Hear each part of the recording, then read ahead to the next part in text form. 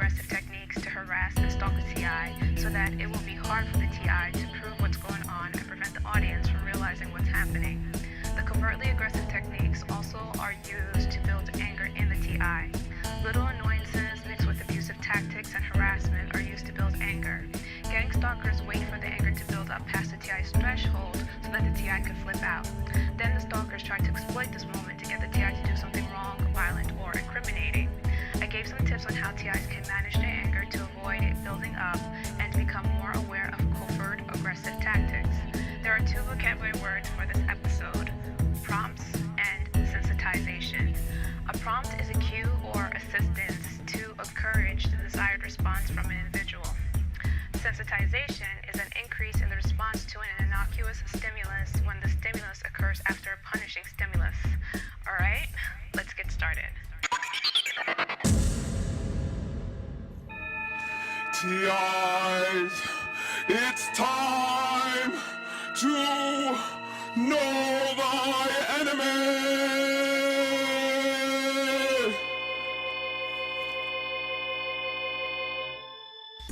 A mental disorder in which people have an inflated sense of their own importance and a deep need for admiration. Those with narcissistic personality disorder believe that they're superior to others and have little regard for other people's feelings. But behind this mask of ultra-confidence lies a fragile self-esteem vulnerable to the slightest criticism. Narcissistic personality disorder is one of several types of personality disorders. Personality disorders are conditions in which people have traits that cause them to feel and behave in socially distressing ways, limiting their abilities to function in relationships and in other areas of their life, such as work or school. Symptoms. Narcissistic personality disorder is characterized by dramatic emotional behavior in the same category as antisocial and borderline personality disorders. The Diagnostic and Statistical Manual of Mental Disorders, 4th edition, a widely used manual for diagnosing mental disorders, defines narcissistic personality disorder as a pervasive pattern of grandiosity in fantasy or behavior, need for admiration, and lack of empathy, beginning by early adulthood and present in a variety of contexts, as indicated by 5 or more of the following. 1. Has a grandiose sense of self-importance. For example, exaggerates achievements and talents, expects to be recognized as superior without commensurate achievements. 2. Is preoccupied with fantasies of unlimited success, power, brilliance, beauty, or ideal love. 3. Believes that he or she is special and unique and can only be understood by or should associate with other special or high status people or institutions. 4. Requires excessive admiration. 5. Has a sense of entitlement. For example, unreasonable expectations of especially favorable treatment or automatic compliance with his or her expectations. 6. Is interpersonally exploitative. For example, takes advantage of others to achieve his or her own ends. 7. Lacks empathy, is unwilling to recognize or identify with the feelings and needs of others. 8. Is often envious of others or believe others are envious of him or her. 9. Shows arrogant, haughty behaviors or attitudes. Although some features of narcissistic personality disorder may seem like having confidence or strong self-esteem, it's not the same. Narcissistic personality disorder crosses the border of healthy confidence and self-esteem into thinking so highly of yourself that you put yourself on a pedestal. In contrast, people who have healthy confidence and self-esteem don't value themselves more than they value others. The narcissistic personality disorder could describe the more affluent and prominent members of the gang-stalking units and give a clue as to why such persons would be involved in these crimes. Some of the perps believe that they are part of a special group, and the participation of prominent members feed the narcissist's overbearing sense of importance and fantasies of unlimited power. Being able to nominate anyone that displeases him or her, the narcissist can use this to ensure that others cater to his or her sense of entitlement. Those who engage in these activities lack empathy and are unwilling to recognize or identify with the feeling and needs of others. Even those who consider it a harmless prank lack empathy, because a prank that doesn't involve members of the group are usually revealed to the person being pranked, and that person would usually find it funny too. But there is nothing funny about gang stalking.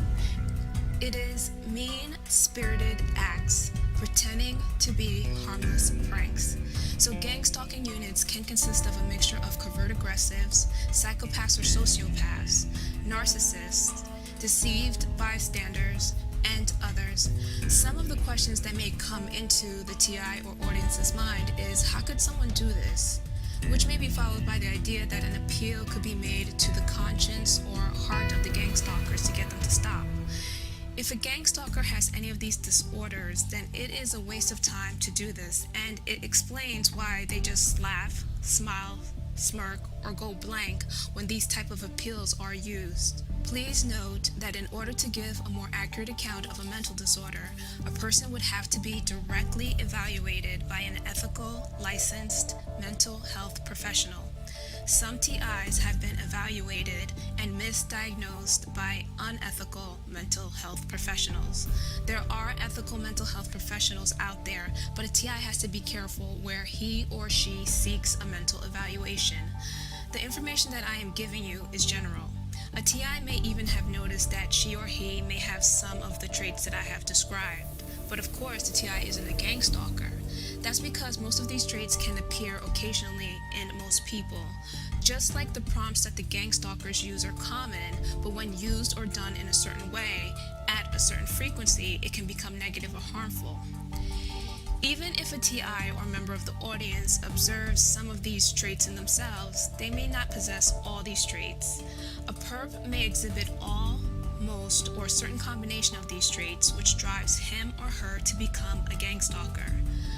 I'm just giving you a basic and general idea of what you're up against. Remember that each campaign is different and may change, but now you have some idea of what you're dealing with and can go from there. A TI needs a basic idea of what the gang stalkers are like. Narcissists and other personality disorders that have abusive tendencies also engage in ambient abuse. The following comes from Malignant Self-Love, Narcissism Revisited by Sam Vaknin. Ambient abuse is the steep, subtle, underground currents of maltreatment that sometimes go unnoticed, even by the victims themselves, until it's too late. Ambient abuse penetrates and permeates everything, but it's difficult to pinpoint and identify. It is ambiguous, atmospheric, diffuse, hence its insidious and pernicious effects. It is by far the most dangerous kind of abuse there is.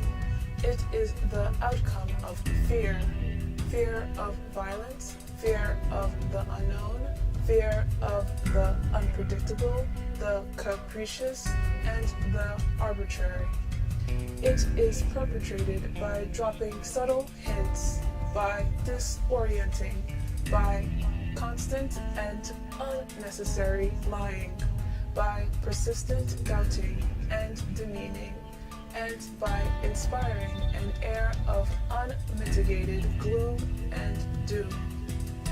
Ambient abuse, therefore, is the fostering, propagation, and enhancement of an atmosphere of fear, intimidation, instability, unpredictability, and irritation. There are no acts of traceable explicit abuse, nor any manipulative settings of control. Yet the irksome feeling remains, a disagreeable foreboding, a premonition, a bad omen. In the long term, such an environment erodes the victim's sense of self-worth and self-esteem. Self-confidence is shaken badly. Often, the victim adopts a paranoid or schizoid stance and thus renders himself or herself exposed even more to criticism and judgment. The roles are thus reversed. The victim is considered mentally deranged and the abuser is considered the suffering soul. There are 5 categories of ambient abuse, and they are often combined in the conduct of a single abuser. 1. Inducing disorientation. The abuser causes the victim to lose faith in her ability to manage and to cope with the world and its demands.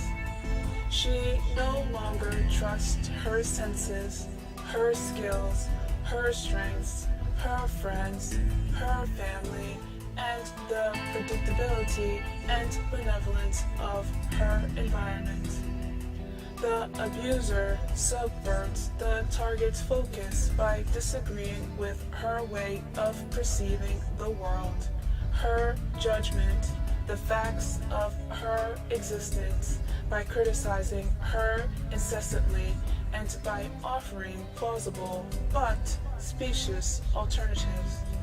By constantly lying, he blurs the line between reality and nightmare. By recurrently disapproving of her choices and actions, the abuser shreds the victim's self-confidence and shatters her self-esteem. By reacting disproportionately to the slightest mistake, he intimidates her to the point of paralysis.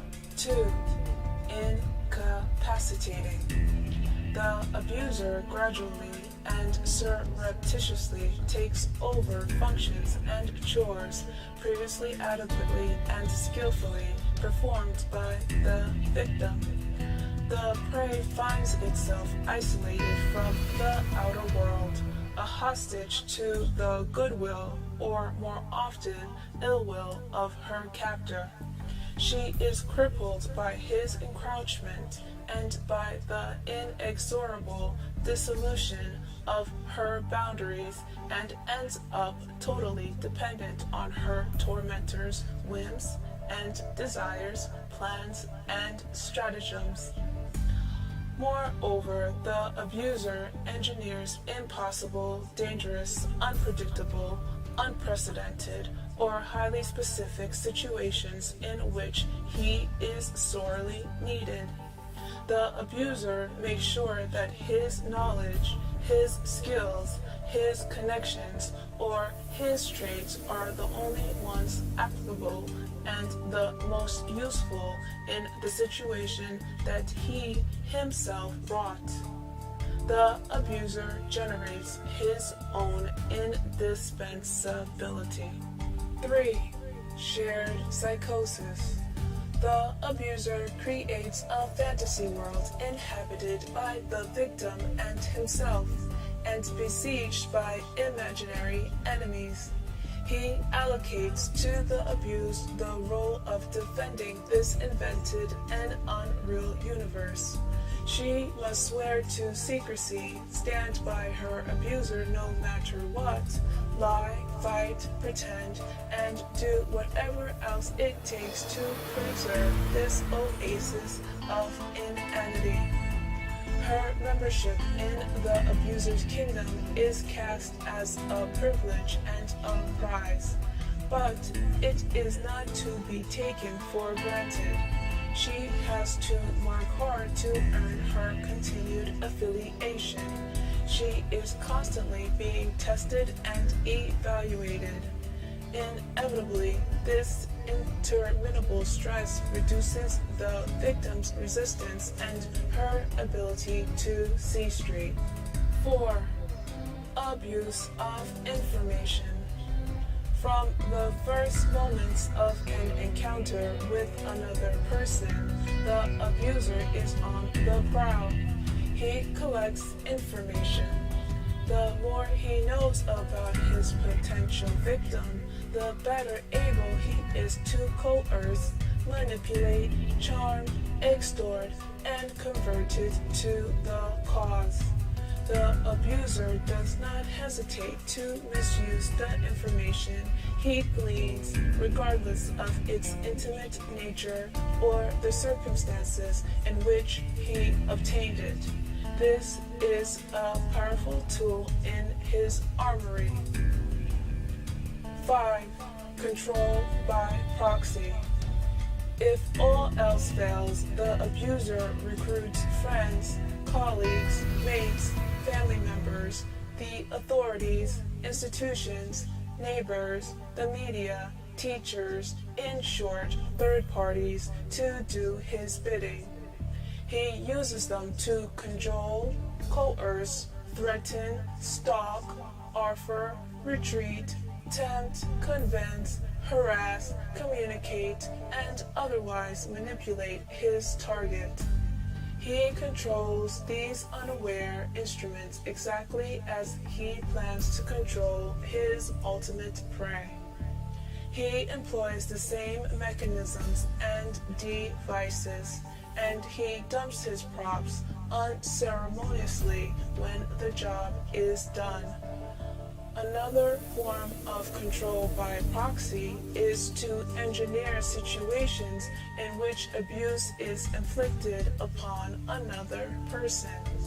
Such carefully crafted scenarios of embarrassment and humiliation provoke social sanctions, condemnation, or even physical punishment against the victim.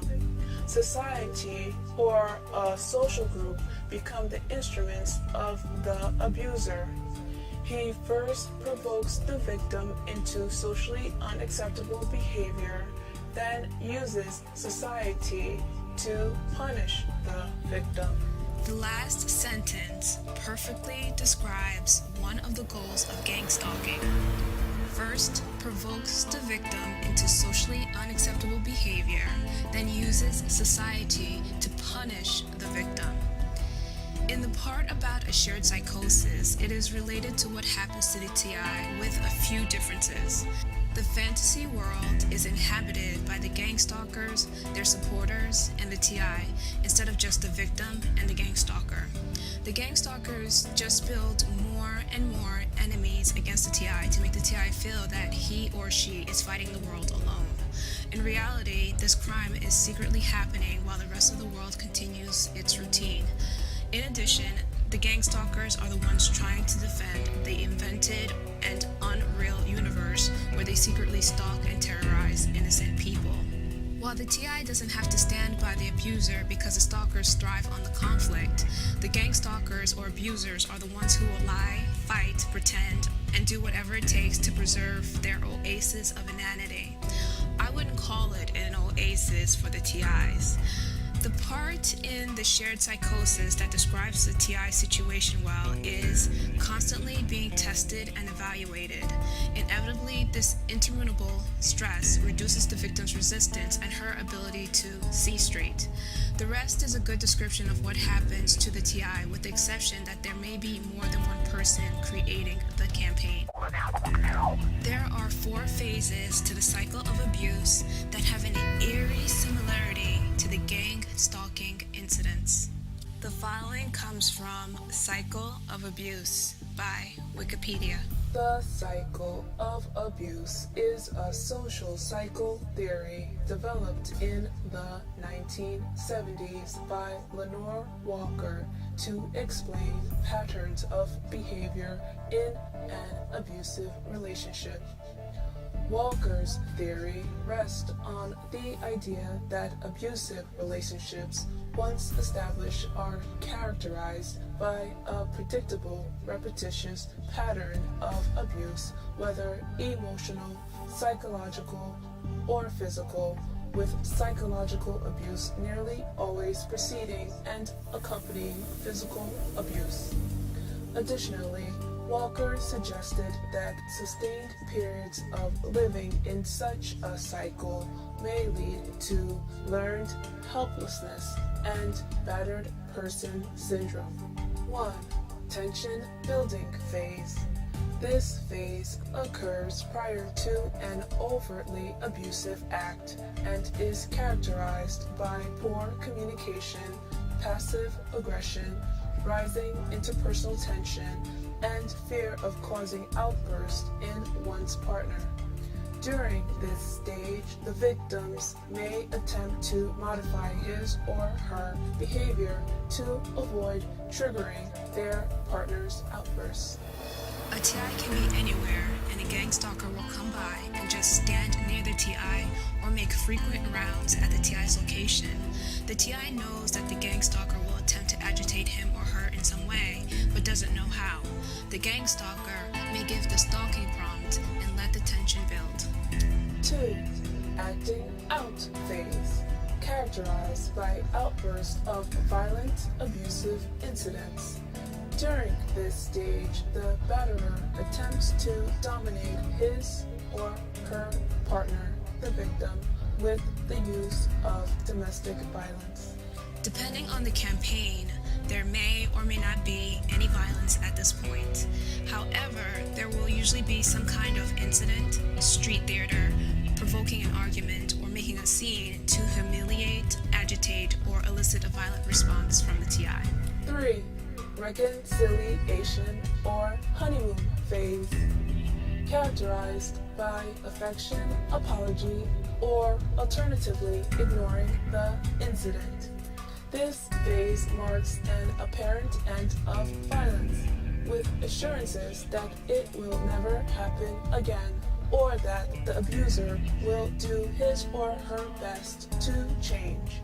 During this stage, the abuser feels overwhelming feelings of remorse and sadness, or at least pretends to. Some abusers walk away from the situation with little comment, but most will eventually shower their victims with love and affection. The abuser may use self-harm or threats of suicide to gain sympathy and or prevent the victim from leaving the relationship. Abusers are frequently so convincing and victims so eager for the relationship to improve that victims, who are often worn down and confused by long-standing abuse, stay in the relationship. Although it is easy to see the outbursts of the acting out phase as abuse, even the more pleasant behaviors of the honeymoon phase serve to perpetuate the abuse. At this stage, the gang stalker may apologize, pretend to try to work things out, or walk away with no comment. The goal is to leave the TI agitated. If the TI is really agitated, there will be a flurry of activity where other gang stalkers will come out of nowhere. Some will act as as unbiased witnesses and just watch the TI's responses, while the others will try to build on the TI's agitation. The TI may try to ignore the incident, but remember the concept of cumulative anger. The gang stalkers would do things to create a snowball effect for anger until it culminates to the TI losing control in a fit of rage and engaging in socially unacceptable behavior where society is used to punish the victim, or in this case, the TI.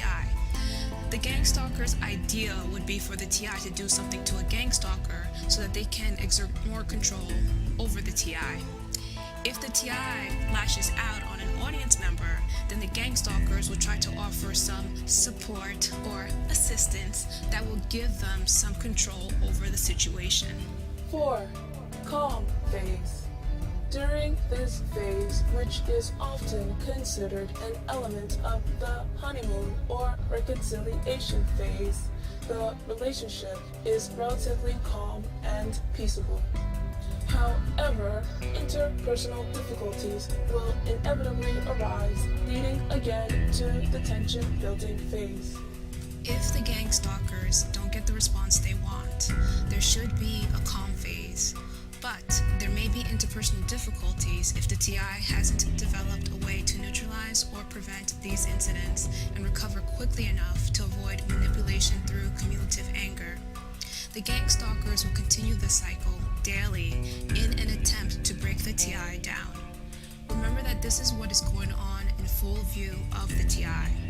In the background, the gang stalkers are engaged in smear campaigns, character assassinations, turning people against the TI, trying to ruin the TI's career, trying to get the TI fired or to quit their job in order to increase the TI's stress and isolate them, gaining illegal access to the TI's private information, among other things. So a TI has to deal with this as well as the constant visible harassment. So you're forced into a system of unwanted pursuit? Here's some survival tips. What is the purpose of all the surveillance? To gather information and plan ways to manipulate the TI to behave the way the gang stalkers want. The following comes from Functional Analysis Psychology, Functional Behavior Assessment, FBA, by Wikipedia. Functional assessment of behavior provides hypotheses about the relationships between specific environmental events and behaviors.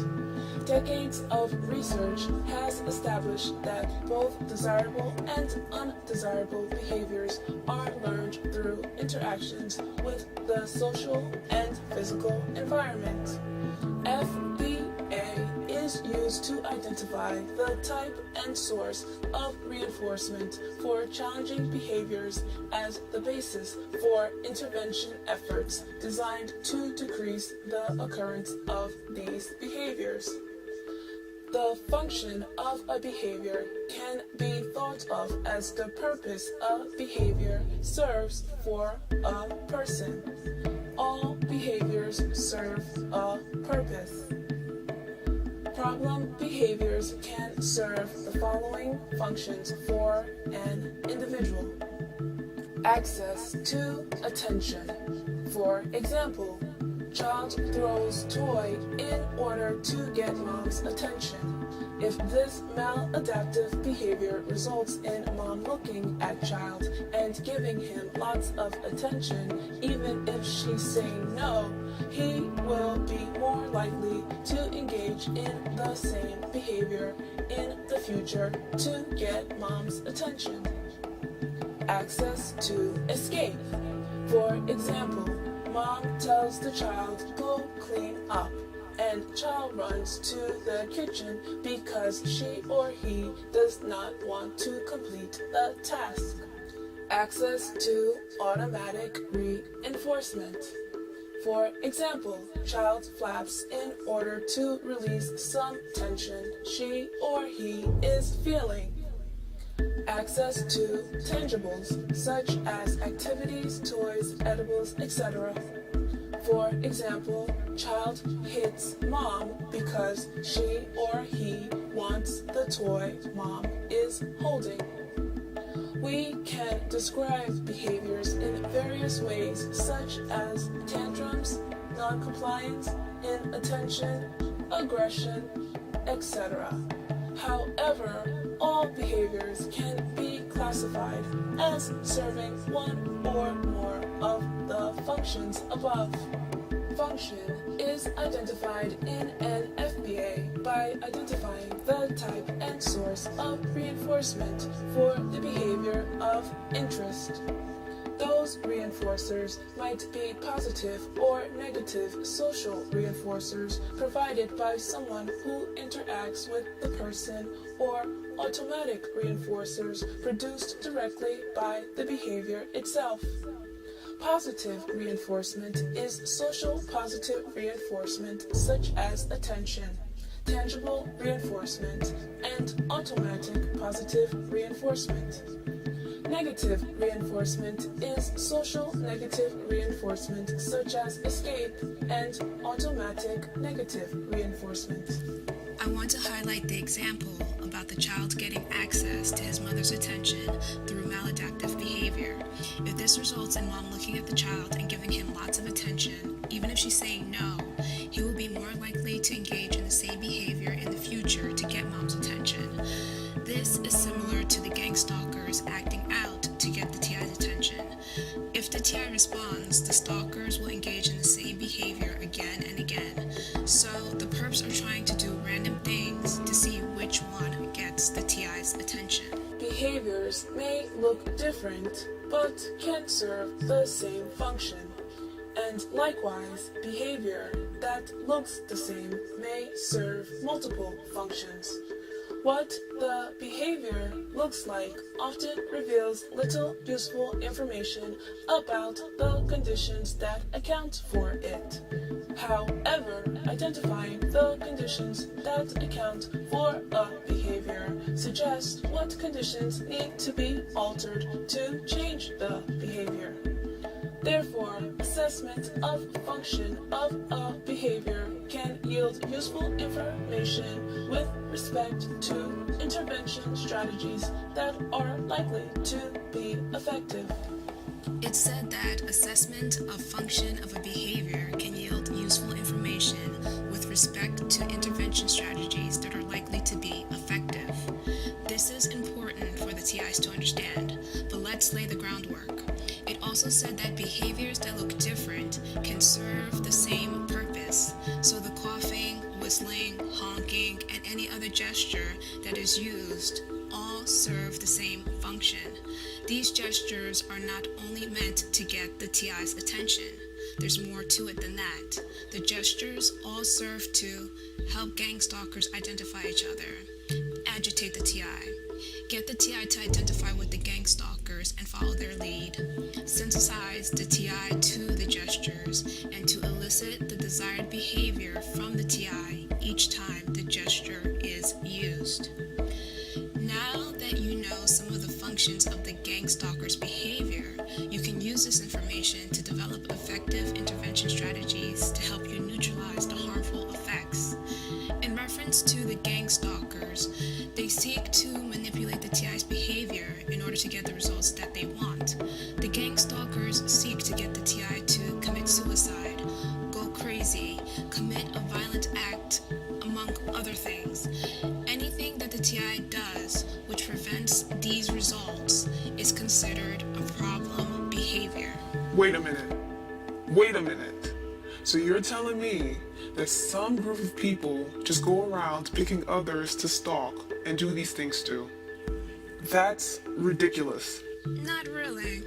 Protect Life Now has a general information about gang stalking guide that goes into more detail about how targets may be chosen. The link to that guide will be posted. Some targets are chosen because they were whistleblowers, filed lawsuits against a business, posed a legal or financial risk to a corporation, reported corruption within the criminal justice system, a divorcee seeking alimony or partial ownership of assets, a bad breakup, unwanted neighbors, were in a business business partnership that went wrong, had conflicts with other co-workers, had other disputes, rivalries, physical or ethnic differences, or just plain revenge, or maybe the person was just an easy target. There are other reasons why someone may become a target, but once a person is forced into the gang stalker's twisted world, the stalkers try to do things to discredit or silence the person so that no one will believe the person when she or he claims to have been stalked by a group of people. It's not just a group of people walking around pranking others or messing with people's minds. This is serious business, and it's a serious crime committed for real reasons. Indirect FBA. This method uses structured interviews, checklists, rating scales, or questionnaires to obtain information from persons who are familiar with the person exhibiting the behavior in order to identify possible conditions or events in the natural environment that correlate with the problem behavior. They are called indirect because they do not involve direct observation of the behavior, but rather solicit information based on others' recollection of the behavior. Advantages. Some can provide a useful source of information in guiding subsequent, more objective assessments and contribute to the development of hypotheses about variables that might occasion or maintain the behaviors of concern. Limitations. Informants may not have accurate and unbiased recall of behavior and the condition under which it occurred. When the TI's friends, family, associates, co-workers, neighbors, former mates, and ex-friends, as well as others are interviewed, the gang stalkers are using this indirect method. Now, TIs may get a little nervous because sometimes a lot of personal information can be retrieved, and it's information that is being used to help form the campaign and manipulate the TI's behavior. But look at the limitation in this method. The people being interviewed may not have accurate and unbiased recall of behavior and the conditions under which it occurred. That works to the TI's advantage because the gang stalkers will understand the TI's behavior only from that person's perspective, and that person's perspective may be different from the TI's perspective. This is a big limitation that can work for a TI. Descriptive FBA. As with functional analysis, descriptive functional behavior assessment utilizes direct observations of behavior. However, unlike functional analysis, observations are made under naturally occurring conditions. Therefore, descriptive assessments involve observation of the problem behavior in relation to events that are not arranged in a systematic manner. There are three variations of descriptive assessment. A, B, C. Antecedent behavior consequence continuous recording. Observer records occurrences of targeted behavior and selected environmental events in the natural routine. A, B, C. Narrative recording. Data are collected only when behaviors of interest are observed, and the recording encompasses any events that immediately precede and follow the target behavior. Scatter plots, a procedure for recording the extent to which a target behavior occurs more often at particular times than others. Before a campaign begins, the gang stalkers try to find out how the TI naturally behaves. The focus is on things that agitate, annoy, disturb, or throw the TI off. So while one perp is distracting or agitating the TI, the others are watching the TI's response. All of them will report report the TI's response, including the TI's state before the incident, during the incident, and after the incident. This is done to help design the campaign. Conducting an FBA. Provided the strengths and limitations of the different FBA procedures, FBA can best be viewed as a 4-step process. 1. The gathering of information via indirect and descriptive assessment. 2. Interpretation of information from indirect and descriptive assessment and formulation of a hypothesis about the purpose of problem behavior. 3. Testing a hypothesis using a functional analysis. 4. Developing intervention options based on the function of problem behavior. The gang stalking incidents are likely designed following this format. You're probably wondering what the problem behavior is that the TIs exhibit. When a TI behaves in a way that the gang stalkers don't like, it's considered a problem behavior. Let's use the Little Albert experiment as an example to illustrate the point. It's not exactly based on FBA, but it gets the point across. The following comes from Little Albert Experiment by Wikipedia. Little Albert was the 9-month-old infant that Watson chose from a hospital. He was exposed to a white rabbit, a white rat, a monkey, masked with and without hair, cotton wool, burning newspaper, and a variety of other things for 2 months without any sort of conditioning. Then the experiment began by placing Albert on a mattress in the middle of a room. A white laboratory rat was placed near Albert, and he was allowed to play with it. At this point, the child showed no fear of the rat. Then Watson would make a loud sound behind Albert's back by striking a suspended steel bar with a hammer when the baby touched the rat. In these occasions, little Albert cried and showed fear as he heard the noise. After this was done several times, Albert became very distressed when the rat was displayed. Albert had associated the white rat with the loud noise and was producing the fearful or emotional response of crying. Little Albert started to generalize his fear response to anything fluffy or white or both. The most unfortunate part of this experiment is that little Albert was not desensitized to his fear. He left the hospital before Watson could do so. A phobia or even a paranoia was induced in little Albert. The gang stalkers used the common gestures and gang stalking incidents to the same effect. The stalker's ambient abuse is like the loud noise that Watson used with little Albert every time the white mouse was present. The Little Albert experiment shows that it is possible to deliberately induce mental illness. Now, gang stalking goes to the extreme by causing the disturbance daily with multiple people administering the shocks frequently throughout the day.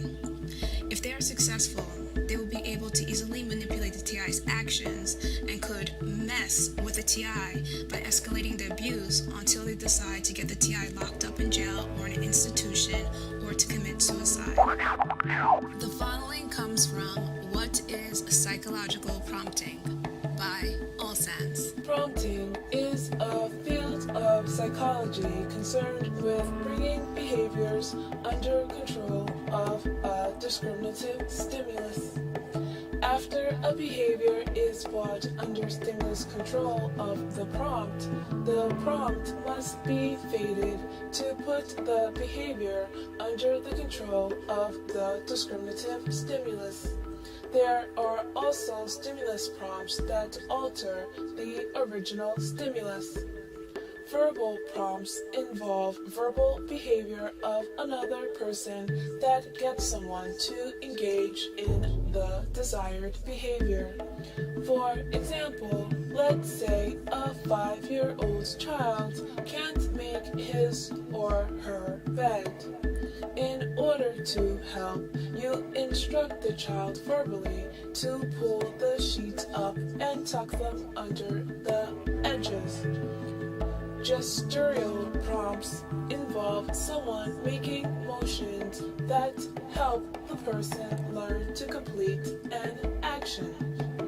This would involve you pulling your hands around in the air as if you were making an imaginary bed. Modeling is used when someone cannot figure out how to do the behavior based on verbal or gestural prompts. This would involve making the bed yourself and having the child watch.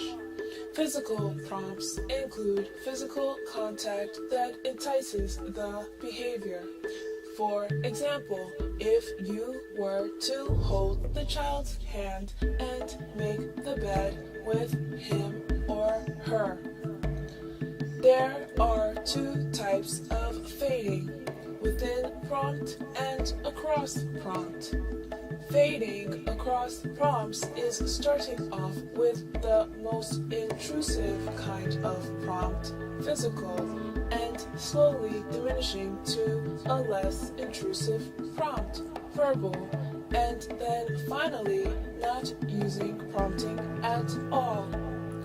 Fading within prompts involves using one particular kind of prompt and then diminishing the extent to which you use it. The gestural prompts that the gang stalkers use are meant to get the TI to respond erratically, embarrassingly, or insanely each time that the prompts are used. For example, a TI could be enjoying a conversation when a gang stalker passes by and gives the prompt, thereby eliciting the erratic response. To the audience, it will look like the TI is crazy because the prompts are commonplace, but the TI is responding to an actual event. If the TI finds that she or he is responding to the prompts in a way that the gang stalkers want, it is important that she or he doesn't allow those responses to become subconscious, because then the TI will respond automatically. That's what the gang stalkers want, and that's what the TI must prevent. But is that possible? Can the TI prevent this?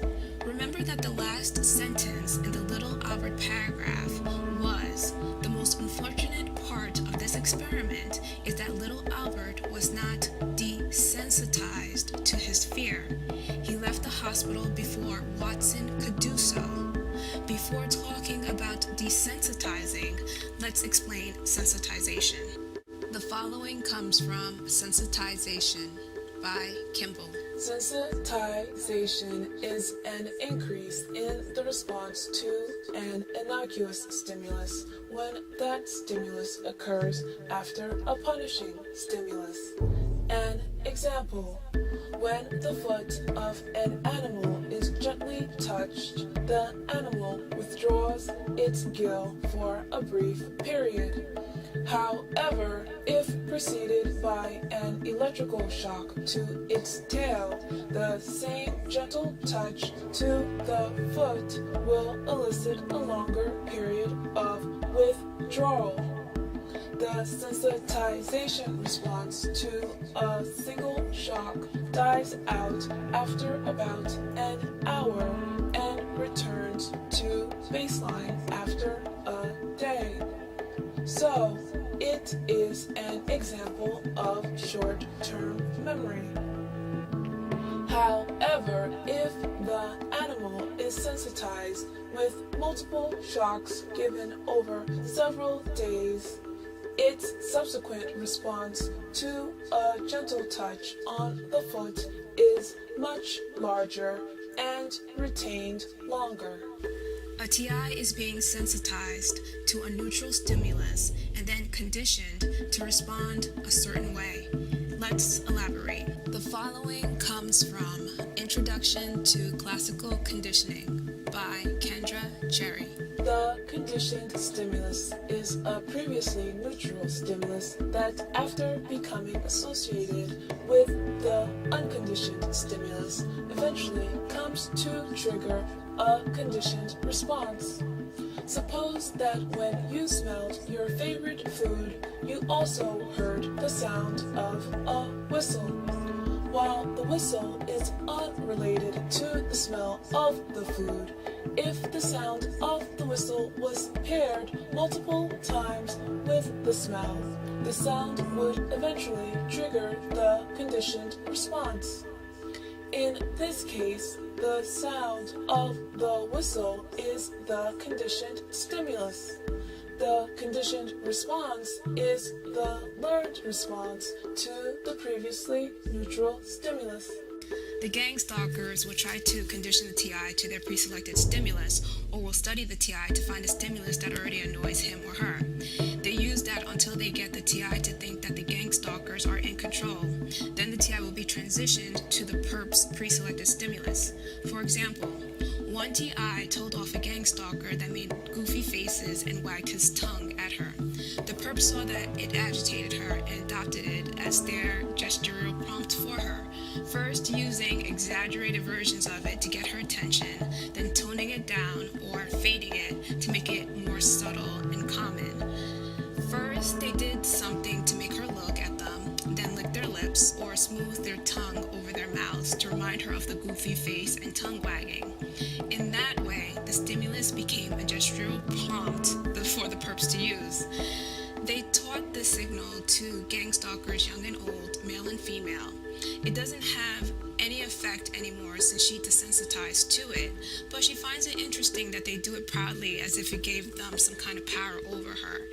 At times, she fakes an agitated response just to watch them react as if they just won the Olympics or accomplished some great feat. It appears that the gang stalkers are trying to get universal prompts for all TIs. TIs can prevent this. So let's say that the stimulus is coughing. In the beginning, if a person coughs, a TI may not think much of it. Then, if the gang stalker coughs while using covertly aggressive methods or ambient abuse to intimidate a TI, the TI may just move away from the gang stalker. Note that it said if the animal is sensitized with multiple shocks given over several days, its subsequent response to a gentle touch on the foot is much larger and is retained longer. Here's how it is applied to gang stalking. The multiple shocks are multiple people repeating the same cough intimidation combo. Instead of the shocks just being given over several days, it is given as much as possible using as many stalkers as possible and in line with a TI's response over several days, months, or years, however long it takes to get the TI to the state that the gang stalkers want. What is meant by the cough intimidation shocks being in line with the TI's response? In one campaign, it seems as if the more agitated the TI appears, the more shocks are given quickly. So, if the TI is having a bad day and is more agitated by the cough intimidation shocks, more gang stalkers will appear in a shorter time frame using the cough intimidation shocks and may include the other shocks, honking, whistling, etc. A TI should observe the gang stalkers in the campaign against them to see how the sensitization and prompts are being used. So the goal is to sensitize the TI to the prompts and use it to manipulate the TI's behavior. A gang stalker wants to be able to agitate the TI on demand. They want an instant, agitated, humiliating, subordinate, or violent response when they cough, beep, make faces, or whatever prompt is used. It's a power play. The great thing about sensitization is that it is possible to desensitize. Here's the information needed to help a TI explore ways to be desensitized to these prompts. In a summary, a TI is being sensitized to a certain thing. Every time the thing is seen or done, a TI is supposed to become angry, feel helpless, demoralized, agitated, insane, depressed, passive, subordinate, lose confidence, or whatever the behavior that the TI think is being evoked. Once the prompts are given, the TI is supposed to remember all the trauma of what happened or is happening during the campaign and to be distracted long enough to give gang stalkers an advantage. The gang stalkers mainly rely on the element of surprise and shock value for the bigger attacks. Now TIs have enough information to start exploring ways to desensitize.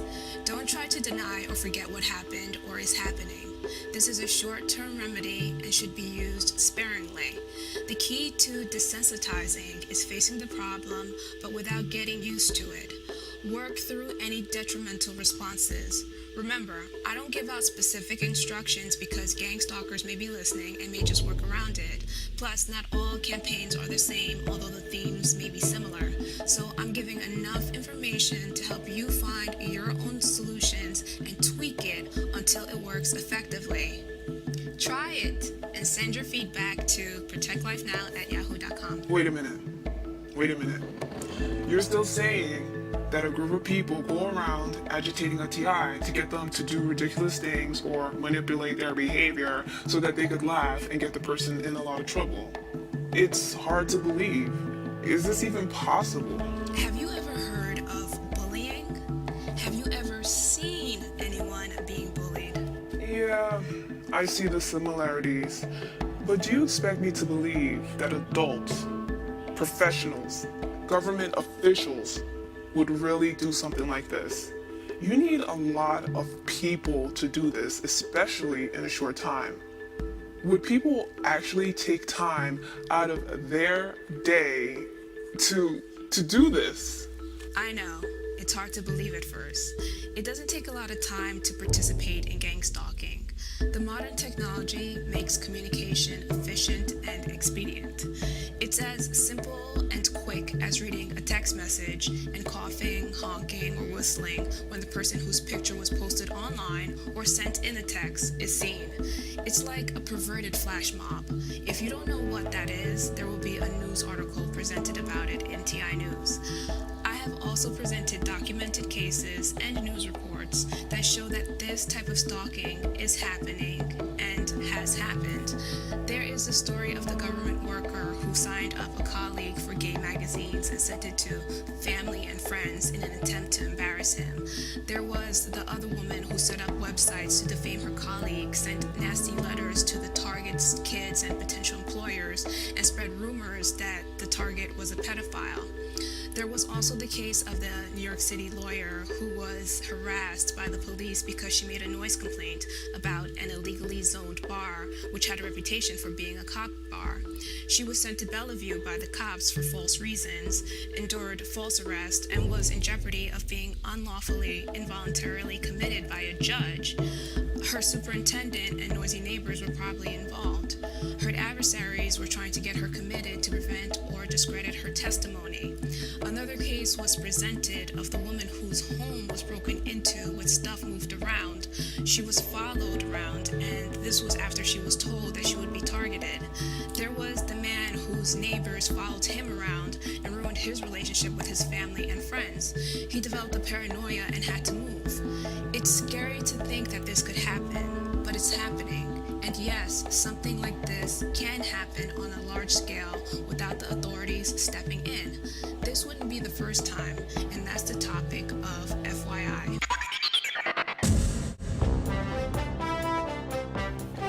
Now it's time for FYI, essential information for TIs.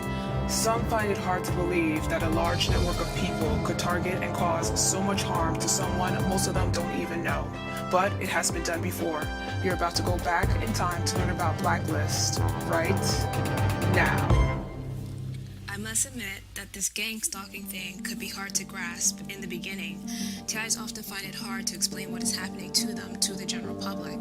The general public wonders if it's possible. has this ever happened before? And the answer is yes, it is possible and it has happened before. I mentioned in previous episodes that gang stalking is nothing new. It's just a new take on horrible old activities. History repeats itself because those who don't know history are destined to repeat it.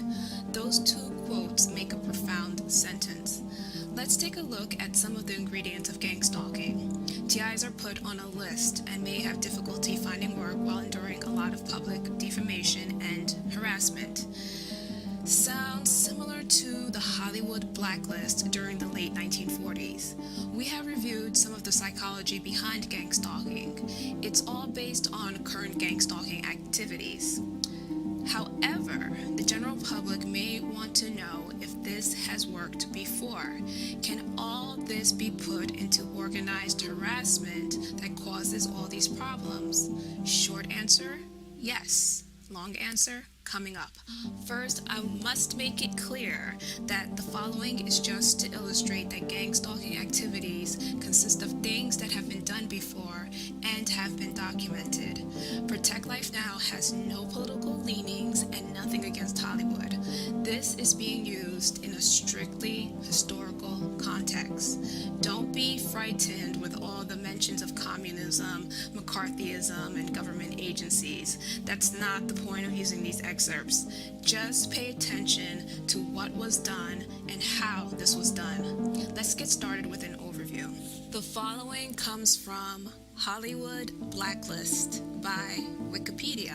The Hollywood Blacklist was the mid-20th century list of screenwriters, actors, directors, musicians, and other U.S. entertainment professionals who were denied employment in the field because of their political beliefs or associations, real or suspected. Artists were barred from work on the basis of their alleged membership in or sympathy towards the American Communist Party, involvement in liberal or humanitarian political causes that enforcers of the blacklist associated with communism, and or refusal to assist investigations into Communist Party activities. Some were blacklisted merely because their names came up at the wrong place and time.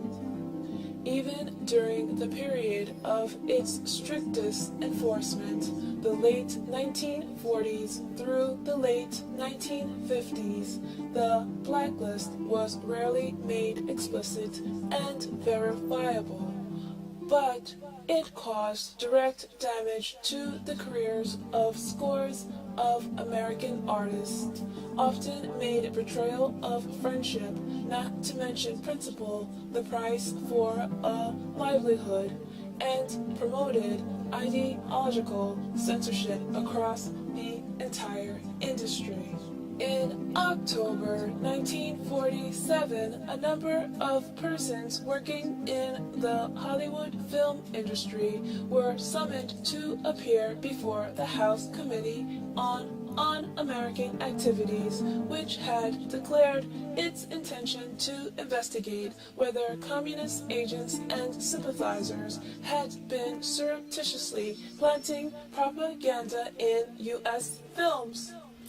Adversaries of HUAC, such as a lawyer who defended some of the Hollywood 10 in front of the committee in 1947, were labeled as communist sympathizers or subversives and targeted for investigation themselves. Throughout the 1950s, the FBI tapped the lawyer's phones, opened his mail, and placed him under continuous surveillance. As a result, he lost most of his clients and, unable to cope with the stress of ceaseless harassment, committed suicide in 1959. The HUAC investigation also effectively destroyed families. a screenwriter, after a brief period on the blacklist, became a friendly witness and dumped his wife, who refused to name names. After divorcing his wife, he took the couple's young son as well. The wife succumbed to alcoholism and died of a pulmonary disease at the age of 58. In the description of historians Paul Ball and David Wagner, premature strokes and heart attacks were fairly common among blacklistees, along with heavy drinking as a form of suicide on the installment plan. During this same period, a number of influential newspaper columnists covering the entertainment industry regularly offered up names with the suggestion that they should be added to the blacklist. One actor received an out-of-court settlement to end a 1954 lawsuit against an advertising agency which had ordered him dropped from the lead role in a television series it sponsored. Variety described it as the first industry admission of what has for some time been an open secret, that the threat of being labeled a political nonconformist or worse has been used against show business personalities, and that a screening system is at work determining actors' availability for roles. A key figure in bringing an end to blacklisting was a host of a radio show. He was the host of an afternoon comedy radio show and a leftist active in his union. He was scrutinized by one of the private firms that examined individuals for signs of communist sympathies and disloyalty. Marked by the group as unfit, he was fired. Almost alone among the many victims of blacklisting, he decided to sue the private firm in 1957. Though the case would drag through the courts for years, the suit itself was an important symbol of the building resistance to the blacklist. The initial cracks in the entertainment industry blacklist were evident on television. In 1957, a blacklisted actor was hired by a well-known director as an associate producer for his anthology series, which was entering its third season on a big network. On November 30th, 1958, a live production of a musical based on short stories written by a then-communist writer appeared with the proper writing credit of a blacklisted writer, along with his literary partner. The following year, a popular actress insisted that a blacklisted composer be hired as musical director for her new series. The first main break in the Hollywood blacklist followed soon after.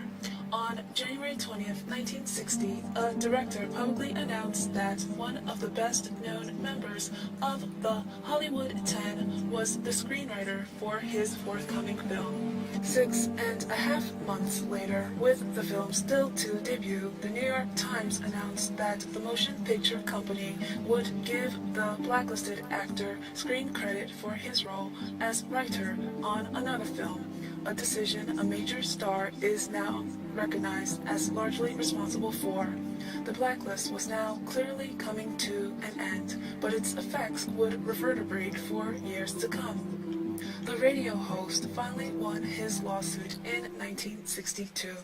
With this court decision, the private blacklisters and those who used them were put on notice that they were legally liable for the professional and financial damage they caused. However, a number of those on the blacklist remained there for an extended period. For instance, one of those actors could not find work in Hollywood until 1965. Some of those who named names argued for years after that they had made an ethically proper decision.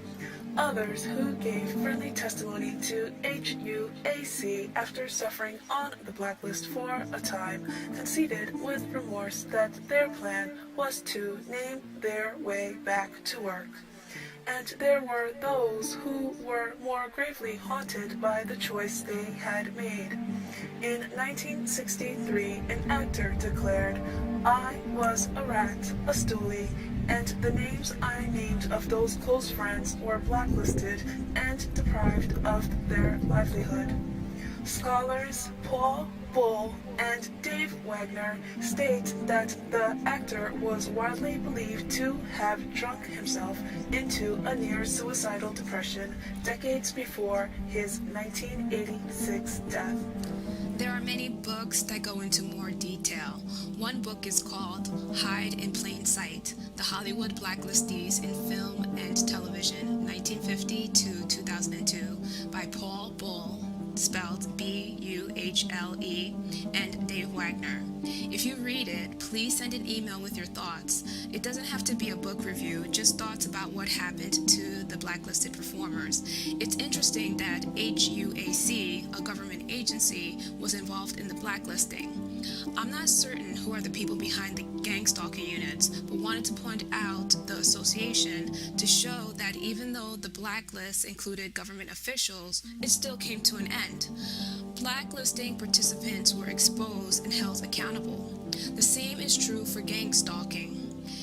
It will come to an end, and a lot of the stalkers will be held accountable for their participation.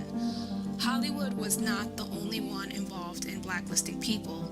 Other industries were also involved. Now that you got an overview, here is more in-depth information. Some of the previous information will be reviewed, but new information will also be presented. Again, Protect Life Now has nothing against Hollywood and no political leanings. This is being used in a strictly historical context. Don't be frightened with all the mentions of communism, McCarthyism, and government agencies. That's not the point of using these excerpts. Just pay attention to what was done and how this was done. The following comes from Blacklist and Other Economic Sanctions by Ellen Schrecker. The cautious presidents and studio heads who fired and refused to hire political undesirables shared the anti-communist consensus. They were patriotic citizens who, however squeamish they may have been about the methods of McCarthy and the other investigators, agreed that communism threatened the United States and that the crisis engendered by the Cold War necessitated measures that might violate the rights of individuals. By invoking the icon of national security, they were able to give their otherwise embarrassing actions a patina of patriotism. Equally pervasive was the belief that communists deserved to be fired because of their alleged duplicity, dogmatism, and disloyalty to their nation and employers. Communists were seen as no longer qualifiable for their jobs.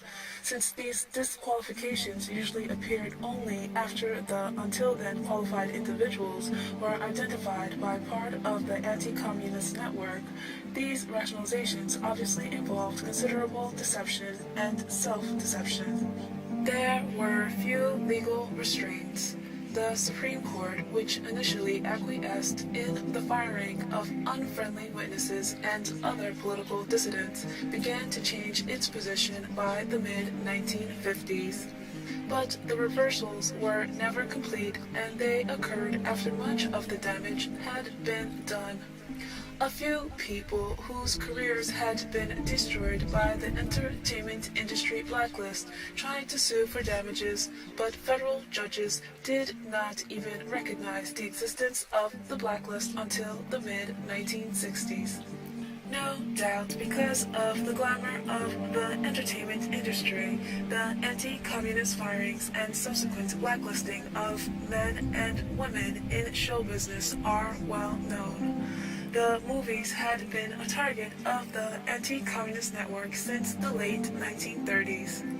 Investigating show business was a sure way to attract publicity. There were plenty of potential witnesses. The film industry had a lively radical community with an active core of some 300 communists. In 1947, the Hollywood 10 hearings precipitated the blacklist. At first, it was not clear that employers would punish unfriendly witnesses. But when the indictment of the 10 showed that the federal government's law enforcement machinery was backing HUAC, the situation changed. At the end of November, the heads of the major studios met at the Waldorf Astoria Hotel in New York City and released a statement announcing that they had fired the 10 and would not rehire them until they had recanted and cleared themselves with the committee. Over the next few years, many of the film industry's more prominent leftists found it increasingly harder to get work. By 1951, when HUAC returned to Hollywood to resume the hearings it had begun 4 years before, the blacklist was in full operation. There was, of course, no official list, and the studios routinely denied that blacklisting occurred. Still, writers stopped getting calls for work. Actors were told they were too good for the part. The rise of television exacerbated the film industry's already serious financial slump and reinforced the major studios' reluctance to offend any segment of their audience. Threats of boycotts terrified the movie makers and their Wall Street backers. Imposing an anti-communist blacklist seemed an obvious way to avoid trouble at the box office for an industry that had, after all, long been subject to considerable self-censorship with regard to sexual as well as political issues. The blacklist spread to the broadcast industry as well. Here, the process became public in June 1950 with the publication of Red Channels, a 213-page compilation of the alleged communist affiliations of 151 actors, writers, musicians, and other radio and television entertainers. The listings in Red Channels were compiled. They were not always accurate, but they were devastating. By 1951, the television networks and their sponsors no longer hired anyone whose name was in the book, and the prohibition soon spread to anyone who seemed controversial. A tiny group of true believers enforced the blacklist by deluging networks, advertising agencies, and sponsors with letters and phone calls whenever someone they disapproved of got hired. One of the blacklist's most ardent enforcers was a supermarket owner in Syracuse, New York, who threatened to place signs in his stores warning customers not to buy the products of any company that sponsored a program featuring one of Stalin's little creatures. Although the supermarket owner represented no one but himself and his employees, some of the nation's largest corporations capitulated to his demands. Broadcasters scrambled to ensure that they did not hire the wrong kinds of talent and often enlisted professional anti-communists to check the backgrounds of prospective employees. One of the authors of Red Channels charged $5 a name. One big network inaugurated a loyalty oath and, like the other networks and big advertising agencies, put full-time security officers on its payroll. The criteria for the blacklist varied. People who were cleared by one network or studio were banned by others. Even within a single network or agency, some shows hired performers that other shows refused to touch. The blacklisters' targets extended far beyond the Communist Party and sometimes seemed to encompass almost every liberal in show business. One producer found that a third of the performers he wanted to hire were turned down by his superiors, including an 8-year-old girl. It is not clear exactly why the entertainment industry's blacklist had such a broad reach, although most of the people affected by it had once been in or near the Communist Party. The blacklist also encompassed some genuine innocents, people who had merely signed letters supporting that the whole of true believers enforced the blacklist by deluging networks, the Hollywood 10's petition for a Supreme Court hearing, or attended popular front gatherings during World War II. No doubt the visibility of the industry played a role, as did the reluctance of studios and networks to become involved in anything that seemed controversial. As one industry executive explained, "We're in a business that has to please the customers. That's the main thing we have to do, keep people happy, and to do that, we have to stay out of trouble."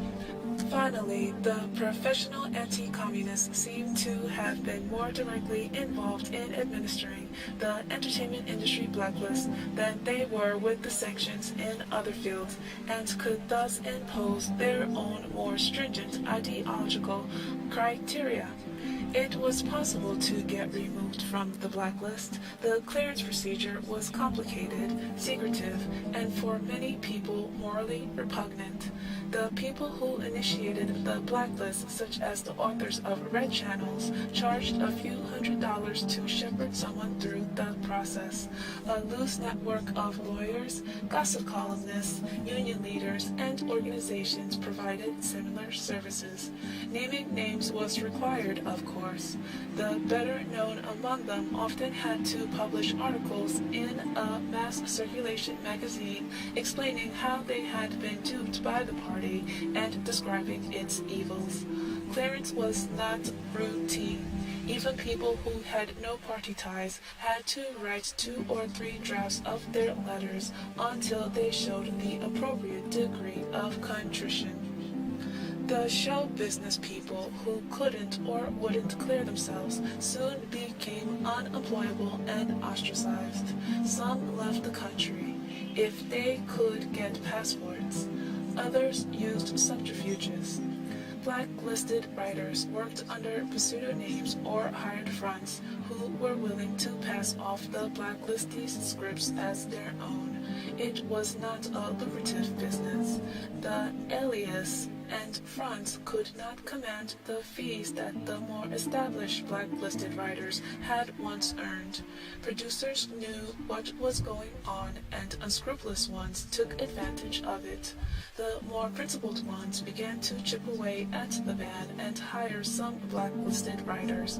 In 1956, the embarrassed silence that accompanied the failure of screenwriter Richard Rich, which was really a front name for one of the Hollywood 10 to claim his Academy Award, began the process. By the mid-1960s, some of the blacklisted screenwriters were back in Hollywood. Actors, of course, could not use fronts. Even the most talented of them had a tough time on the blacklist. Broadway, with its smaller clientele, did not let them perform, but work in the legitimate theater was sporadic and much less remunerative than in movies or TV. Ultimately, many of the blacklisted actors had to abandon their careers and take whatever jobs they could find. More than one blacklistee ended up waiting tables. The blacklist took a personal toll as well. Broken health and broken marriages, even suicides, were not unknown. When the blacklist lifted in the 1960s, its former victims were never able to fully resuscitate their careers. They had simply lost too much time. The entertainment industry's blacklist was the most visible of the economic sections of the McCarthy era. but it was hardly unique. Most of the politically motivated dismissals affected communists and ex-communists and tended to be concentrated in industries where communist-led unions had been active or in sectors of society that harbored the middle-class intellectuals and professionals who had gravitated to the party during the Popular Front.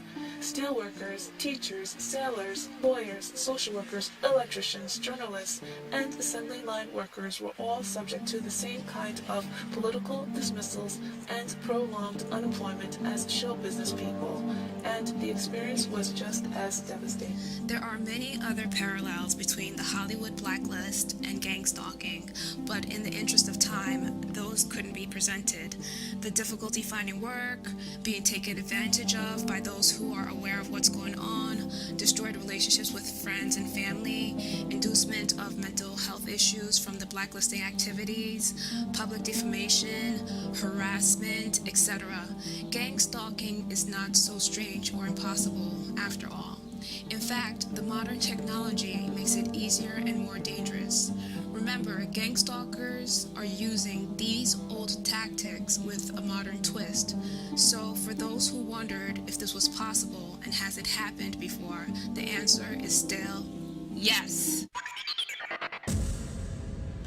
Ladies and gentlemen, please find your seats and turn off or mute your cell phones, pagers, and beepers. The show is about to begin. This street theater comes from New Haven, Connecticut. Alright, so check this out. I see these gang stalkers walking around like they got it made. I mean, they act like they're part of a prestigious operation that's supported by some powerful people and no one can mess with them. I'm thinking that these people must get paid big bucks, get jobs easily through their connections or some other benefit to do this nasty stuff. There was one stalker who's on my bus every weekday around 8 o'clock in the morning. He talked about riding the bus to the end, which took about an hour, so I was thinking he's talking to me while he was on his way to work. He liked talking loudly about his personal business, his time in jail, how he's good with everybody, his psychiatric problems, the medication he takes, the girls he got, other people, etc., etc., you know the type. One day, he said something that surprised me. He started to talk about his food stamps and how he needed to talk to his caseworker to keep up his public assistance. I was shocked. Are you kidding me? He's on the bus every morning and he's not going to work. This guy got up that early to stalk me and didn't have a job. I was paying those taxes so that he could live off of public assistance and stalk hardworking people. He should have been using that time to find a job or do something productive. Now, look, there's nothing wrong with being on public assistance when you need it. It's understandable if TIs are on public assistance because the perps do all they can to drive the TIs to poverty. And other normal people hit hard times, especially during this recession. But this guy was stalking and harassing people while he collected public assistance. That's all kinds of wrong. He needed help, alright, but not that kind of help. It would take a lot of money for normal people to ruin an innocent person's life. Even then, many wouldn't do it. Gang stalkers must come cheap. I thought the stalkers got taken care of by the more prominent stalkers. They act like they got these special connections and networks that could take them anywhere. I just didn't think it would take them to the welfare line.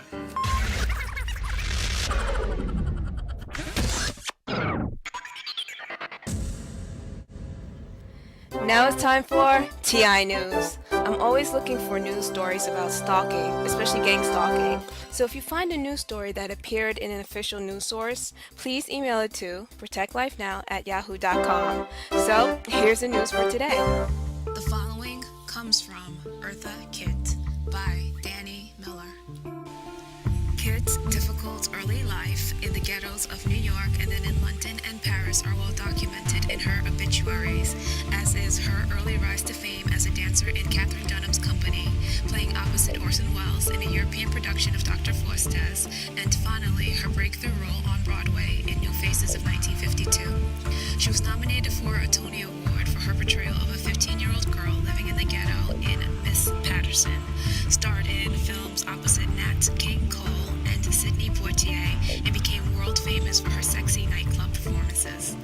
There's much to say about Kitt's amazing career, but instead I want to focus on a pivotal episode in her life that I vividly remember from childhood, when Eartha Kitt went to the White House in 1968 and was condemned for making First Lady Bird Johnson cry. In January 1968, Kitt was invited to a luncheon the First Lady was giving that featured a discussion on crime and juvenile delinquency. Always known for speaking her mind, Kitt caused a sensation when she challenged Ms. Johnson about the effects of the war on young people in America.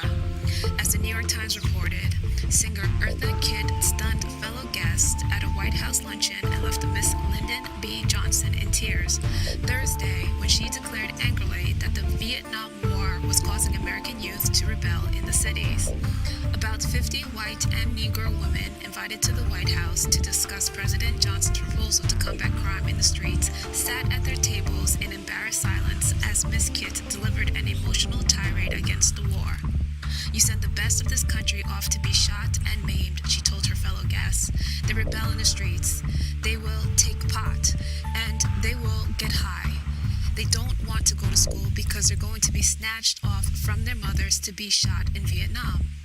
Miss Johnson rose afterward and looked directly at the singer who leaned against a podium in the yellow-walled family dining room. "Because there is a war on, and I pray that there will be a just and honest peace, that still doesn't give us a free ticket not to try to work for better things such as against crime in the streets, better education, and better health for our people," Miss Johnson said, her voice trembling and tears welling in her eyes. The president had dropped in on the luncheon briefly and answered a pointed question from Miss Kitt, but left before her outburst. Miss Kitt, her eyes flashing in defiance while she puffed on a cigarette and jabbed a finger at her startled audience, said, "American youth are angry because their parents are angry, because there is a war going on that they don't understand." She told Miss Johnson that youngsters feel alienated because they can't get to you and they can't get to the president, so they rebel in the streets. Many in the crowd sat in stunned silence and then cheered the wife of the governor of New Jersey, who rose next to defend the war. Kitt probably had no idea that a media frenzy would erupt over her words and that her career would be severely affected. To her credit, the First Lady never accused Kitt of doing anything wrong. Realizing that she may have offended people, Eartha tried to explain herself towards the end of the luncheon. Miss Kitt rose during a question and answer period afterward and apologized for speaking up if she had offended the president and his wife. But, she said, turning to the other well-dressed guest, "I have to say what is in my heart." She said she had not walked the streets of ghettos as a crusader, as some of the other guests had, but "I have lived in the gutters." "I'm sorry," Miss Johnson replied. "I cannot understand the things that you do. I have not lived with the background that you have. I cannot speak as passionately or as well as you, but I think we have made advances in these things, and we will do more." Still, the irrepressible Kitt couldn't stop herself. She continued, "We have to realize where the truth really is," she said, pointing her fingers at the guest who sat transfixed. "The children of America are not rebelling for no reason. They are not hippies for no reason at all. We don't have what we have on Sunset Boulevard for no reason. They are rebelling against something. There are so many things burning the people of this country, particularly mothers. They feel they are going to raise sons, and I know what it's like, and you have children of your own, Miss Johnson. We raise children and send them to war." She said that today's youth feel there is no need to be a good guy. He would rather go to jail as a bad guy and avoid the draft, she said. They feel that if they have any life, it is best to live because they may not be here tomorrow. Was anybody ever that honest to a president or first lady? The reporters couldn't get out of that room fast enough to file their stories, some of them in support of Eartha's right to speak up, but many highly critical. Editorials condemning the singer appeared around the country, as well as many angry letters. Everyone got into the act, from actress Martha Raye and former child star Shirley Temple Black, who criticized Eartha, to writer Gore Vidal, who praised her. President Johnson's pastor felt it his duty to apologize for Miss Kitt in a publicized telegram sent to the president the next day. "I commend you for all the work you have been doing to urge more justice and opportunity, especially for Negroes, and because all the Americans are in a sense a family. I apologize for any member of that family, including Negroes, who are ill-mannered, stupid, and arrogant." Shocked by the negative responses to her comment, Kitt was accosted at the airport when she returned to Los Angeles. Arriving from Washington, Miss Kitt explained that she had said only what was in my heart and head. People thought I was rude, but there's nothing rude about telling the truth. All those very nice people kept saying very nice things about putting flowers in Harlem and making bigger streetlights to keep the city safe, she said. I thought they were avoiding talking about the reason we have problems with crime and problems with our children. Letters sent to the New York Times about the matter ran the gamut. Many took Kit to the task. Once again, bad taste has been flaunted in the guise of freedom. Eartha Kitt's performance at the White House was unforgivable. The legitimate cause of civil rights and the image of our Negro population is damaged by irresponsible acts like this. Why must the Negro be subjected to and exploited by communists and publicly seeking egotists who will espouse any current cause without knowledge or research or soul-searching? Eartha Kitt could not afford to buy the front-page publicity that her effrontery reaped. And this, Eartha Kitt said she spoke for millions when she behaved in a rude and stupid manner towards Miss Johnson.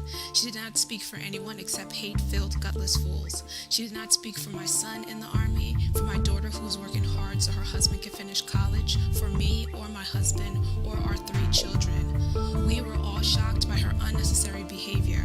She had a tough childhood, so did I, and I am not crying. That meeting wasn't for her to air her crude adjectives and gripes of life. But others supported the star. 3 cheers for Eartha Kitt.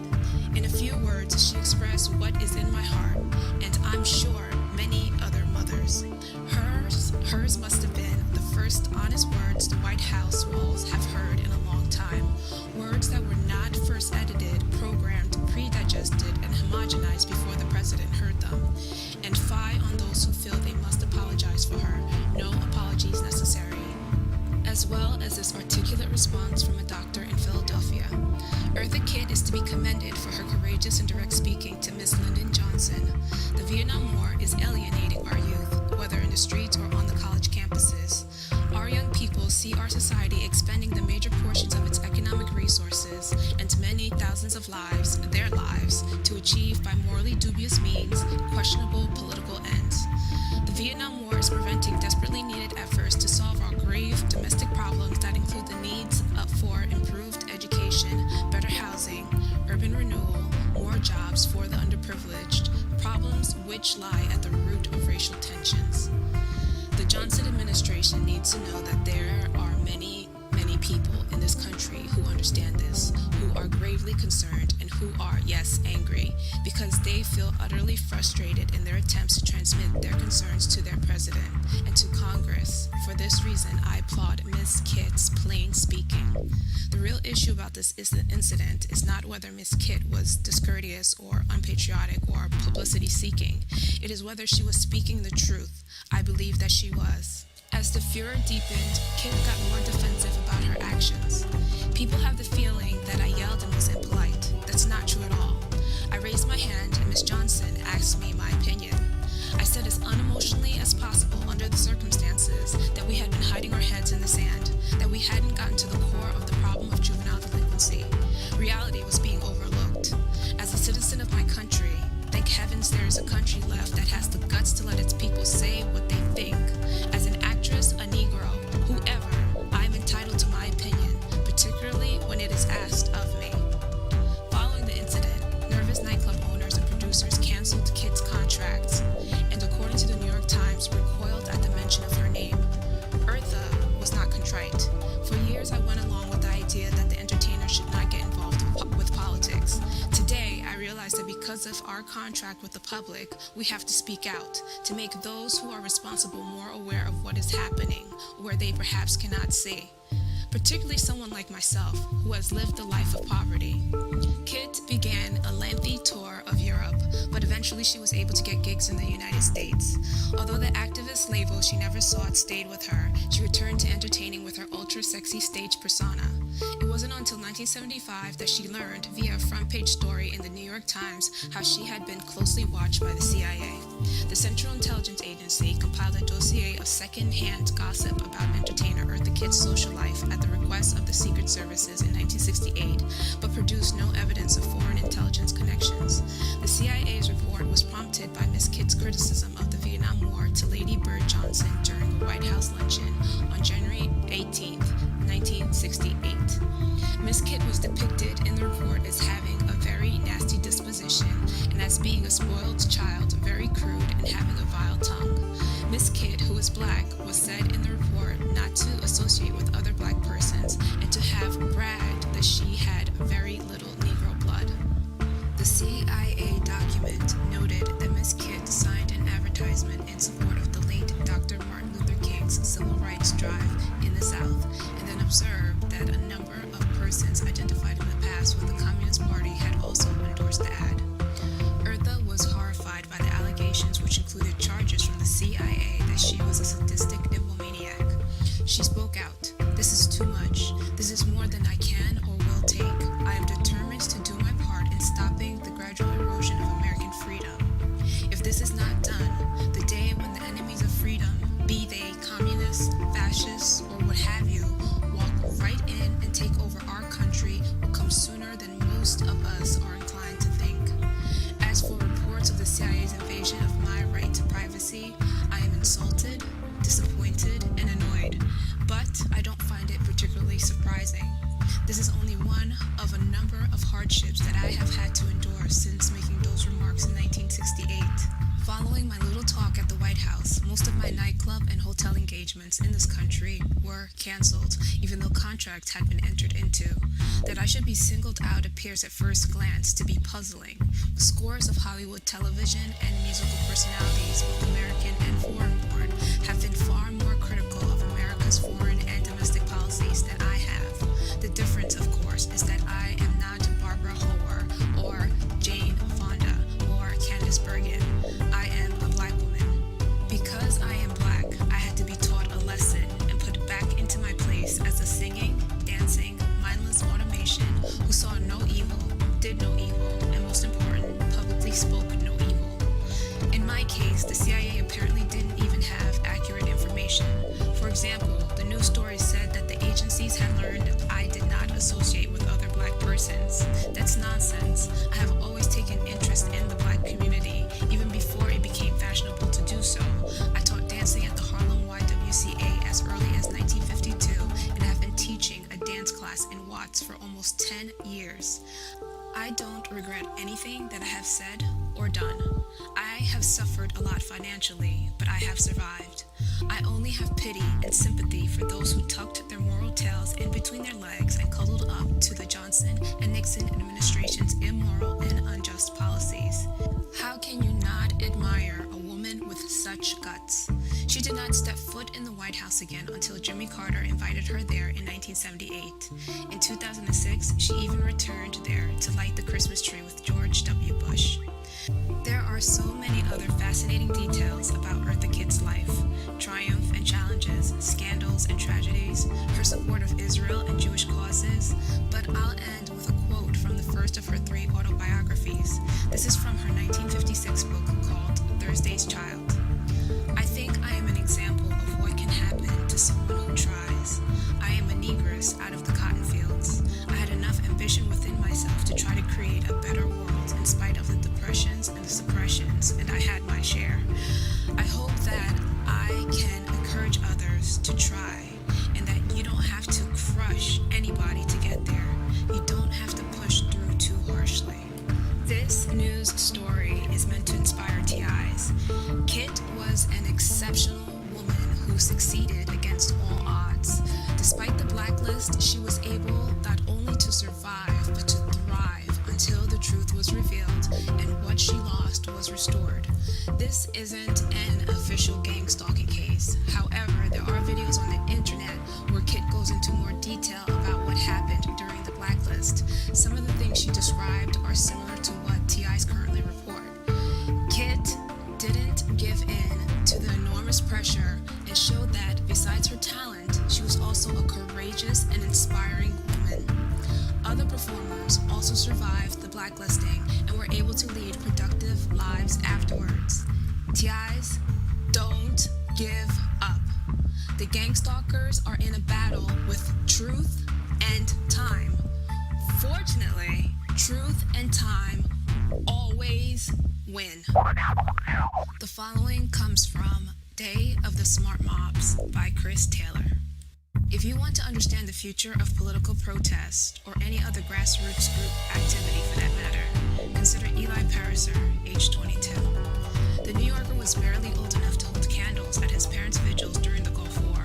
Now he's the international coordinator of MUON.org, an anti-war movement that has 4 paid staff members and no office, but wields enough power to set a major metropolis on high alert. Using nothing more than email and instant messages, Pariser can ask an army of 750,000 protesters to take the streets whenever he chooses, although the dates are decided by an even larger, equally ad hoc international peace network. On February 15th, Pariser's army joined millions of people who demonstrated in cities around the world against the possibility of a war in Iraq. On March 15th, they will do it again. Pariser sits at the nexus of what Howard Rheingold would call a smart mob. Rheingold, a veteran technology watcher and well-published futurist, had put his finger on yet another transformative technology. In Smart Mobs, the next social revolution, he describes how large, geographically dispersed groups connected only by thin threads of communication technology, cell phones, text messaging, two-way pagers, emails, websites, can be drawn together at a moment's notice like schools of fish to perform some collective action. Political demonstrations are the classic example, but the action doesn't have to be political or ever to take the streets. More than 400,000 anti-war protesters last Wednesday jammed switchboards in the White House and Congress with a flood of phone calls, faxes, and emails in what was billed as the first nationwide virtual demonstration. On the same day, in Rio de Janeiro, according to Brazilian authorities, a jailed Brazilian drug lord known as Fernandinho Beira Mar coordinated a round of riots, bombs, and bus burnings from his prison cell using a smuggled cell phone. The original smart mobs were teenage thumb tribes in Tokyo and Helsinki who punched out short, cheap text messages on primitive cell phones to organize impromptu raves or stalk their favorite celebrities. In Tokyo, crowds of teenage fans would appear as if by magic at subway stops where a rock musician was rumored to be headed. Texting, as this practice is known, spread like the Hong Kong flu, especially in the developing world. In the Philippines, the black-clad crowds that toppled President Jove Estrada in 2001 were summoned into being with a now famous single line of coded text passed from phone to phone. Go to EDSA, an acronym for a Manila street, where black, spelled BLCK. In Nigeria, the same technology was used to spark anti-Miss World riots that killed hundreds and drove the beauty contest out of Africa. Government institutions may be relatively impervious to smart mob technology, but they are probably not immune. If anyone doubted that a group of people can be assembled in a short time, doubt no more. As you can see, the technology makes it possible to do the impossible. The smart mobs could be used for good, as in the activist case, but it can also be used for bad, as in the case of the drug lord who coordinated riots, bombings, and bus burnings from his jail cell using a single cell phone. Those are feats far more difficult than the ones described in GangStalking. All GangStalkers have to do is send a text with a picture or description of the target and have nearby perps in place to cough, whistle, honk, follow, harass, or whatever else when they see the TI. Again, a small feat compared to what has already been done. The following comes from Time Freezes in Central London. The flash mobbing fraternity strikes again in bustling train station by Zoe McGee. At 6 p.m. Wednesday evening, all was normal at the Liverpool Street train station in London. Commuters streamed in and out of the station, oblivious to what was about to happen. But interspersed among the suited and booted office workers were some rogue elements intent on interrupting the daily commute. As soon as the clock struck 6:24, the hustle and bustle of the Liverpool station was disrupted by a statuesque stillness. The station had become the latest target for flash mobbing, an organized routine in which dozens of mostly young people struck and held a pose in absolute silence for 4 minutes. Office workers keen to get home were forced to weave their way through these living statues. I just love this kind of mischief, a 32-year-old property investor and flash mobber told ABC News. It's just innocent fun, no agenda, no political objective, just people having fun.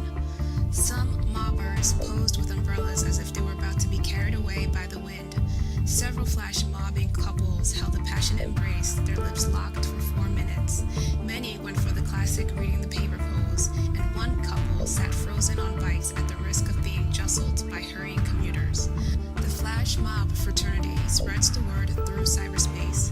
News of an upcoming event arrives via email, messages sent to social networking sites, or by text messages.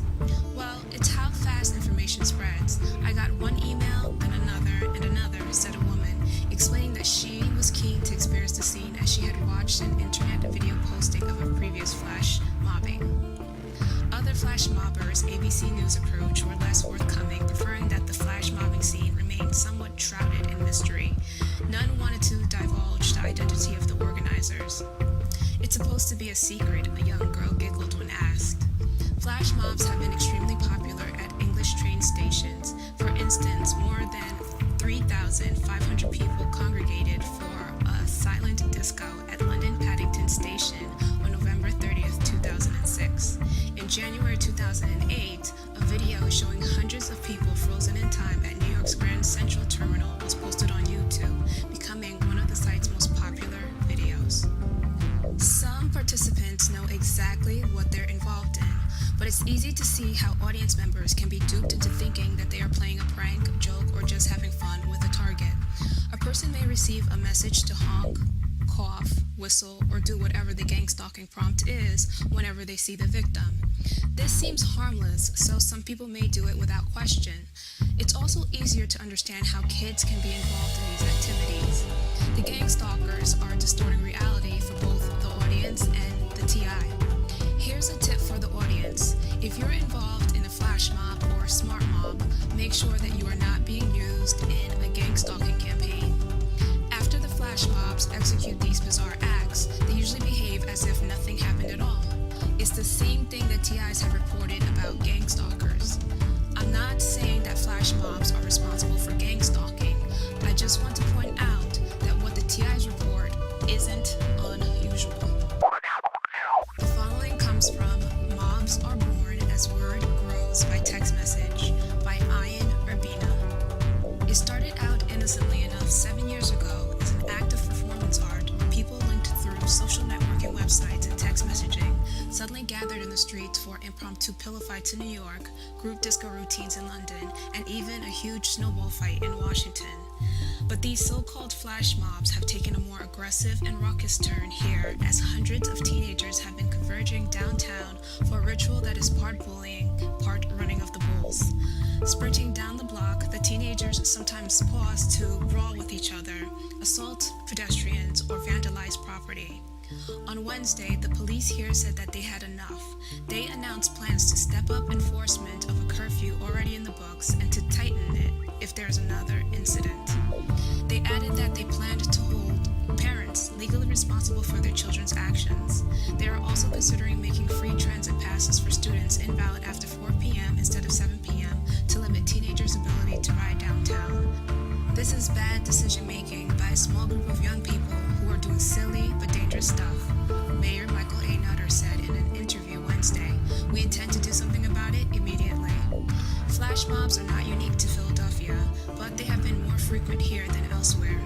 Others that resulted in arrest and injuries have been reported over the past year in Boston, South Orange, New Jersey, and Brooklyn.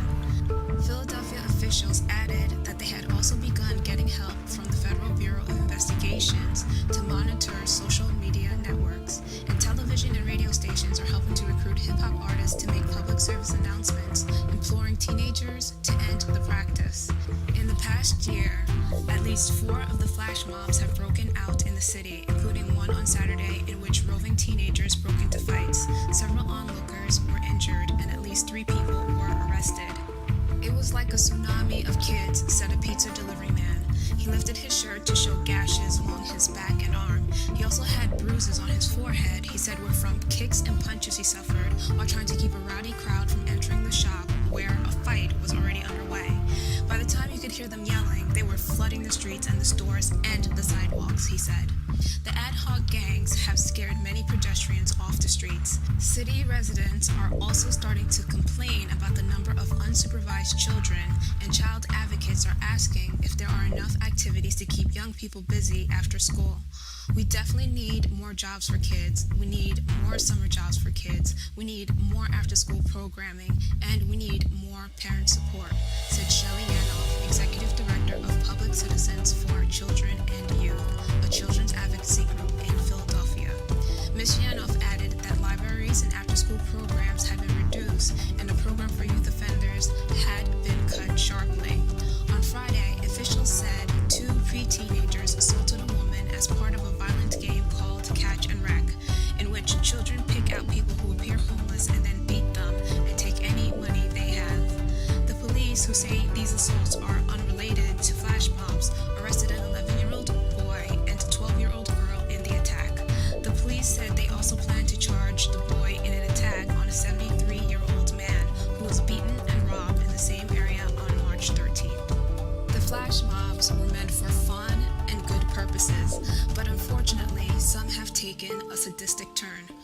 One of the concerns of gang stalking is how easy it is for teenagers to start their own gang stalking units. TIs have noticed teenagers being involved in campaigns. Unfortunately, most teenagers will participate for fun, to willingly go along with friends, or cave in to peer pressure. Remember that the flash mob-like activities are the most visible part of gang stalking, but there are more sadistic tactics used behind the scene to destroy the TI's life. The gang stalking methods are easy to execute. Most of it is based on the same tactics used to cause mischief during the elementary to high school years. But the effects are too serious to be dismissed as silly pranks.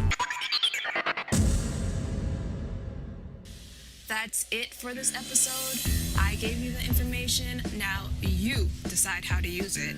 Use what works for you. If you would like to share your stalking story with Tenani, please check out the Protect Life Now's organized harassment video on YouTube, or email protectlifenow@yahoo.com for more information. If any gang stalkers disagree with the information presented, please let us know. We would love to hear from you. Thank you for listening, and I'll talk to you next time.